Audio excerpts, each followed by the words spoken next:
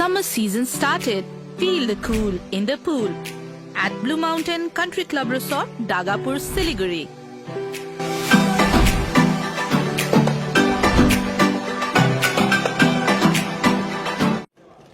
धन्यवाद मैडम, आपका समय देने के लिए। इस constitution schedule tribe border amendment bill के सपोर्ट में खड़ा हूं और मेरी कुछ बातें रह जाएंगी, आपकी अनुमति से मैं उसको रिकॉर्ड में देना चाहूँगा मैडम।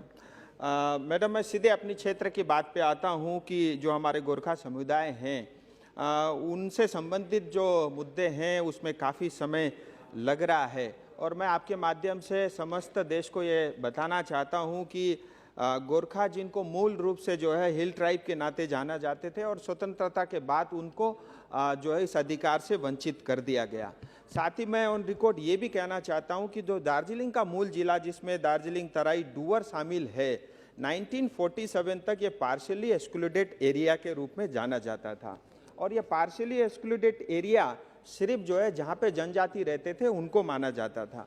और इतिहास के अंदर में हमें ये भी देखने को मिलता है कि दार्जिलिंग की अलग ही एडमिनिस्ट्रेटिव व्यवस्था रहती थी।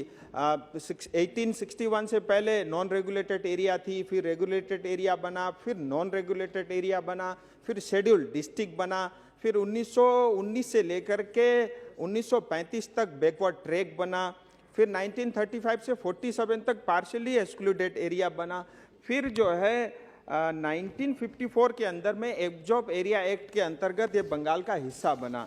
कुल मिला के मैडम मेरा ये कहना है कि बीच में 7 अलग अलग समाज के लोगों को, जिसमें लेप्चा, धुपका, भूटिया, यल्मो, शेरपा, लिंबू, सुब्बा, तामांग, इन लोगों को एसटी में शामिल कर दिया गया और 2002 और 3 अटल जी के समय में लिंबू और तामांग को भी इस एसटी शेड्यूल में रख दिया गया। लेकिन अभी भी 11 जनजातियां मगर, राई, सुनवार, याखा, गुरुंग, नेवार, खस, धीमाल, जोगी, धामी, भुजेल, ऐसे 11 जनजातियां छूटी हुई है। और मेरा ये भी कहना है मैडम, हमको एक चीज़ ये भी समझना पड़ेगा, दार्जिलिंग कालिम्पोंग का एरिया है, ये बॉर्डर से लगता हुआ एरिया है। हिंदुस्तान में 1.5 करोड़ गोरखा बोलने वाले, नेपाली बोलने वाले गोरखा समुदाय के लोग भी रहते हैं और नेपाल में 3 करोड़ लोग हैं। होता क्या है, ओपन बॉर्डर होने के कारण ये 1.5 करोड़ गोरखाओं को बार बार नेपाली या विदेशी कहा जाता है। सो इससे जो है उनको, ये गोरखा समुदाय को बहुत आहत होती है।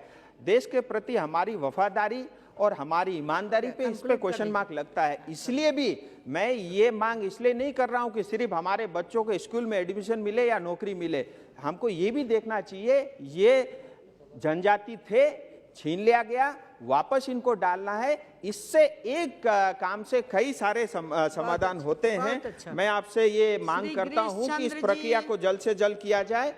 अंत में नेपाली में एक ही लाइन कहूंगा, हमेर को जो गोरखा समाज जाति छ त्यसको योगदानलाई हेरेर हजुरको माध्यमबाट म ये निवेदन गर्न चाहन्छु मन्त्रीजीसँग, चाँडो भन्दा चाँडो एसटी स्टेटस रहेका 11 जनजातिलाई दिनुहोस्। यति भन्दै मेरो वक्तव्य समाप्त गर्न चाहन्छु। जय हिन्द, जय गोरखा।